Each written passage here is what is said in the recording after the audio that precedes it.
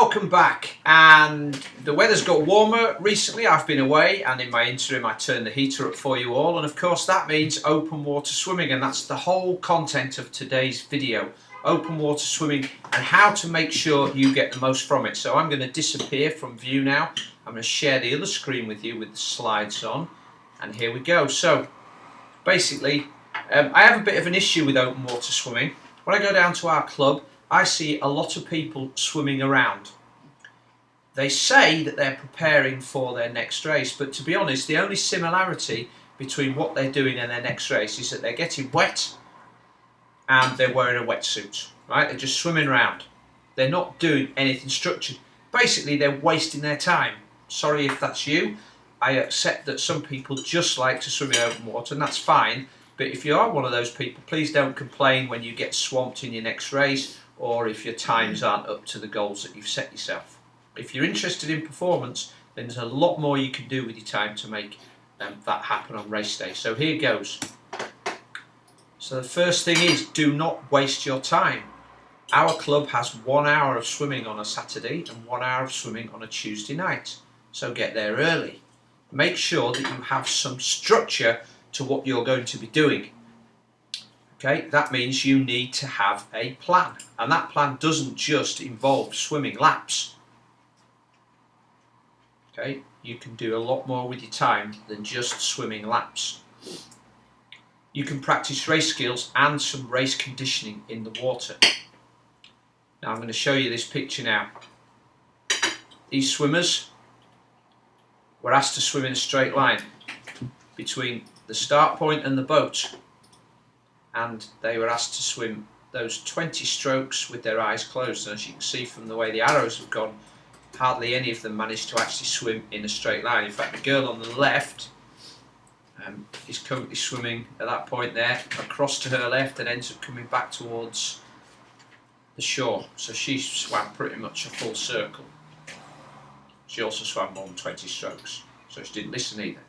Anyway, that's irrelevant. The point is that one of the skills that you could be practicing is how to breathe more frequently and how to sight more frequently. Okay, now this is our lake. I'm going to just get out of this here because I want to be able to show you this.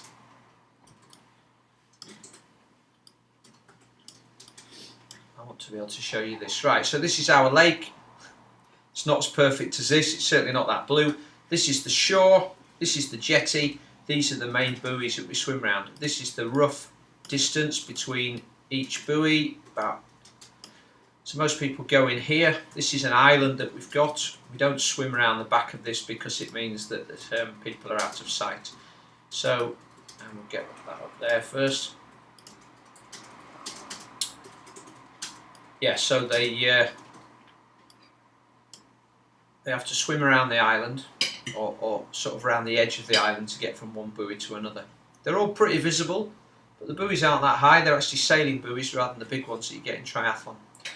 So 450 metres approximately round. So there's an awful lot of stuff that you can do here.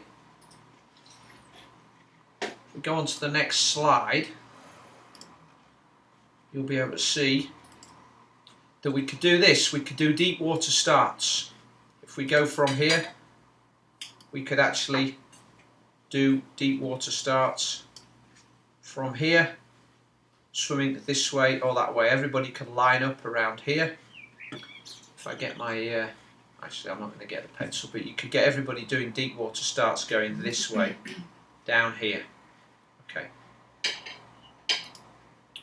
You could get group swimming, so you could get a group of people that are evenly paced, and you could agree that you're going to swim laps, and you could just swim in a close group, so you get used to having somebody on either side and in front and behind you, tapping your feet, tapping their feet, somebody interrupting your stroke on the left and right. Okay, and make the most of that time. It's one of the things that freaks a lot of novices out, is swimming in a group. So practice that one next time you go. You can practice drafting. Now drafting is something that is advantageous to your swim effort. You save about 20 to 30% of energy if you can swim behind somebody. It does make it feel like it's very easy. So you can either swim the same time with less effort and get out and use that effort on the bike, or you can take it in turns drafting. Or you can get on the feet of somebody faster, put the same effort in and have a faster time, as long as that person is very good at navigating. We'll come on to that in a moment. There are turns. These are right angle turns here, regardless of which way you're going. This one is pretty much a 180, and so you can practice just emphasising one arm to go around the buoy, or you can practice doing the rolling over on your back, doing the spin to get around these. It's quite fancy.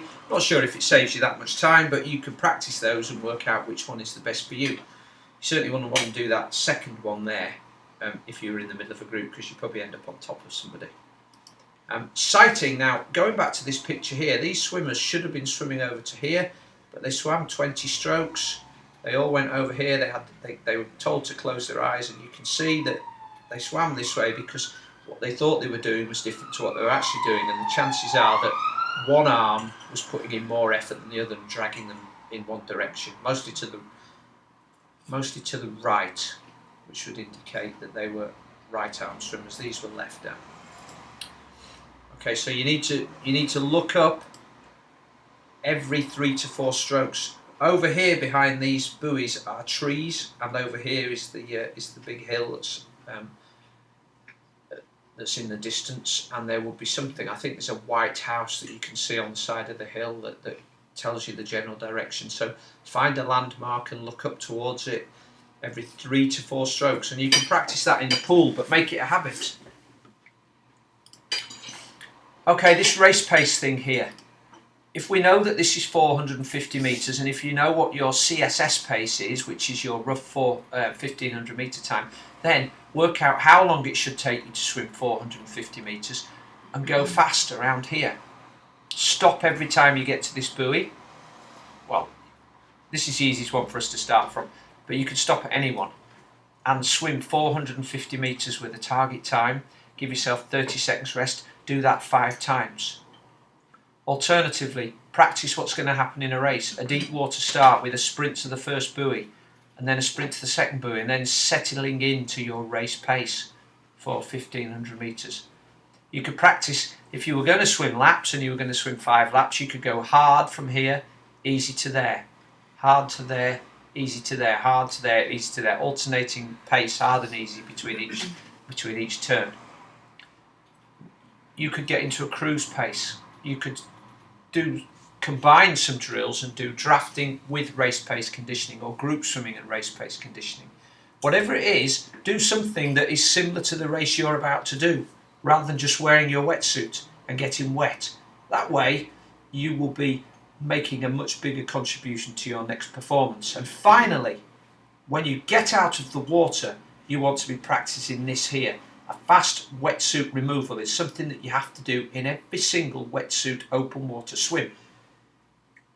So in this lake there is an exit here, it's a ramp.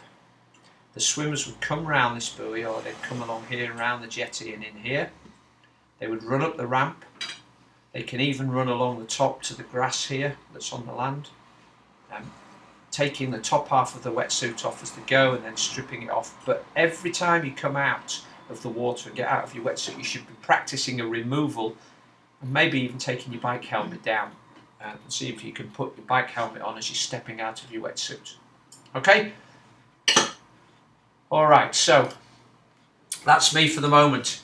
Please, please, please don't whinge about the fact that you aren't as fast in the open water as you are in the pool. Most likely it's because of some technical deficiencies. It's got nothing to do with your fitness or your stroke. It's because you're doing some things wrong. You're swimming too far, you're going off course, you haven't learned how to judge your pace without the use of a wall or a clock, or you're not used to swimming in a group. So there's loads and loads of things you can do to make sure that you're swimming as fast as you should be in your races. I hope that's proved useful. If not, well, drop me a line, ask me some questions, or post your comments on the Facebook page. But until next time, thanks for watching. See you again.